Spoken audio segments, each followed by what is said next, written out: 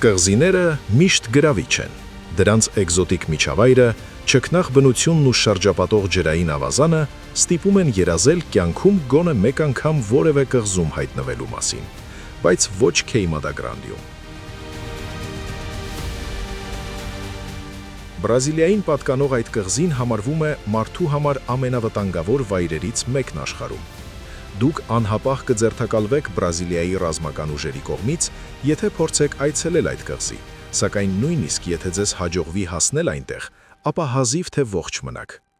Չնայած արտաքնապես կղզին աննկարագրելի գեղեցկություն ունի, սակայն այն առաջինն է ամբողջ աշխարհում թունավոր օձերի բնակեցման խդությամբ։ Այստեղ յուրաքանչյուր 1 կամ 2 մետրի վրա հնարավոր է հանդիպել օձերի, որոնք ամենաթունավորն են սողունների շարքում։ Հենց այդ սարսափելի կարգավիճակի արդյունքում էլ այս վայրը աշխարհին հայտնի է Օձերի կղզի անունով։ Օձերի կղզին գտնվում է Ատլանտյան օվկիանոսում, Բրազիլիայի ափերից 35 կիլոմետր հեռավորության վրա, Սան Պաուլո քաղաքից դեպի հյուսիս։ Այն չափերով այնքան էլ մեծ չէ, ընդամենը 0.4 քառակուսի կիլոմետր, սակայն կղզին հայտնի է դարձրել իր բնակիչների թունավոր օձերի պատճառով, որոնք այսպես ասած վխտում են ամբողջ կղզու տարածքում։ Հենց այստեղ է բնակվում թունավոր օձերի ամենավտանգավոր եւ առանձնահատուկ տեսակին պատկանող Բոտրոպս տեսակի օձը, որին հնարավոր չէ հանդիպել աշխարհի որևէ այլ կետում։ Սողունների այս թունավոր տեսակը առաջացել է հենց Օձերի կղզում եւ ներկայումս էլ բնակվում է այնտեղ։ Բոտրոպսի խայթոցից ընդամենը 2 վայրկյան անց այլևս չի շնչի որևէ դաշտային կենդանատեսակ։ Բոտրոպսի կողմից մարդուն խայթելու դեպք դեռևս չի գրանցվել, սակայն նրա թույնը մարդուն նույնպես կարող է հասցնել մահվան շատ կարճ ժամանակում։ Միջին հաշվարկով այդ փոքրիկ կղզում ներկայումս բնակվում են շուրջ 10,000 թունավոր օձեր։ Դրանք հիմնականում սնվում են առնատներով եւ թռչուններով։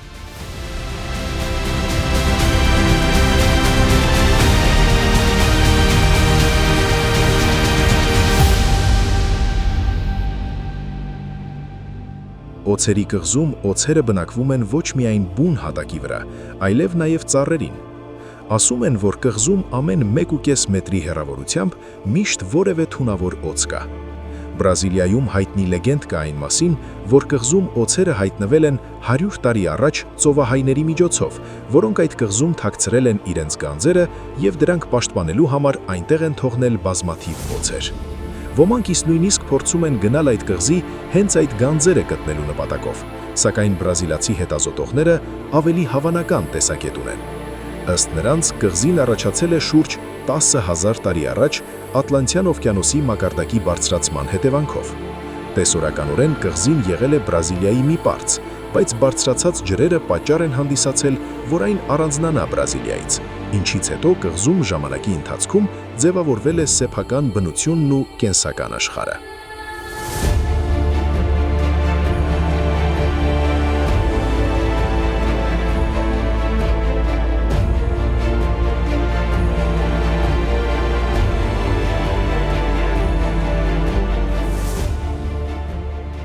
«1920-ական թվականներին կղզում նույնիսկ մարդ էր բնակվում։ Կղզու վրա կառուցվել էր մի փարոս, որն ուղղորդում էր այդ տարածքով անցնող նավերին։ Փարոսի համար շուրջօրյա հսկիչ էր անհրաժեշտ, ուստի մի մարդ իր ընտանիքի հետ տեղափոխվեց Օձերի կղզի, բնակվելու եւ աշխատելու։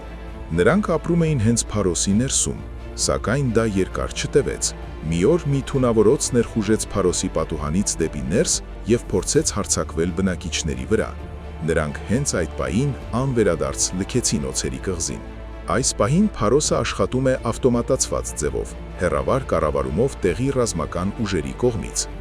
Եթե դուք մտածում եք, թե ինչու է հսկվում կղզին ռազմական ուժերի կողմից, ինչու հատուկ միջոցներով չեն վերացնում այնտեղ բնակվող օձերին եւ կղզին դարձնում բնակելի, ապա իմացեք, որ Բրազիլիայի կառավարությունը արգելում է մարդկանց մուտքը դեպի կղզի ոչ միայն նրանց անվտանգության համար, այլ նաև կղզու կենդանական աշխարհը պահպանելու նպատակով։ Օձերի կղզում բնակվող յուրահատուկ սողուններից շատերը էնդեմիկ են եւ ենթակա մի շարք ուսումնասիրությունների։ Շատերի թույնը օգտագործվում է բազմաթիվ դեղամիջոցներ արտադրելու համար։ Միայն Բոտրոպս տեսակի յուրօրինակ սողունը, որը ամբողջ աշխարհում առկա է միայն հենց այդ կղզում, բավարար հիմք է նրա բնակատեղին պահպանելու համար։ Բոտրոքսի թույնը նույնպես լայնորեն կիրառվում է դեղամիջոցների արտադրության մեջ։ Էքստրիմ և ադրենալին սիրող շատ մարդիկ փորձում են անտեսելով օրենքը այցելել կղզի և կատարել նկարահանումներ։ Այդպիսի ներթափանցումներից շատերը կասեցվել են ռազմական ուժերի կողմից։ Հաճախ օձերի կղզի փորձում են ներթափանցել շատ որսագողեր, որոնք հատկապես հետաքրքրված են բոտրոպսով։ Այս օձը և դրա թույնը հնարավոր է վաճառել շատ բարձր գներով, սակայն որսագողերի հայտնաբերման դեպքում նրանց հանդեպ նույնպես խիստ պատիժ է կիրառվում կղզին հսկող ուժերի կողմից։ Եղել են դեպքեր, երբ նույնիսկ ոմանք միտումնավոր փորձել են հրդեհել կղզին, այնտեղ բնակվող օձերին վերացնելու նպատակով, սակայն այս դեպքերը կրկին կասեցվել են։ Այն մարդիկ, ովքեր ցանկանում են տեսնել օձելի կղզին, կարող են մոտենալ դրա ափերին և հեռվից դիտել այն։ Սակայն երբ փորձեք ոտք դնել կղզու վրա, կամ կձերբակալվեք, կամ կստանաք հայտոց աշխարհի ամենաթունավոր օձերի կողմից։ Օձերի կղզին համարվում է աշխարհում ամենայուրահատուկ և ամենասարսափելի վայրերից մեկը։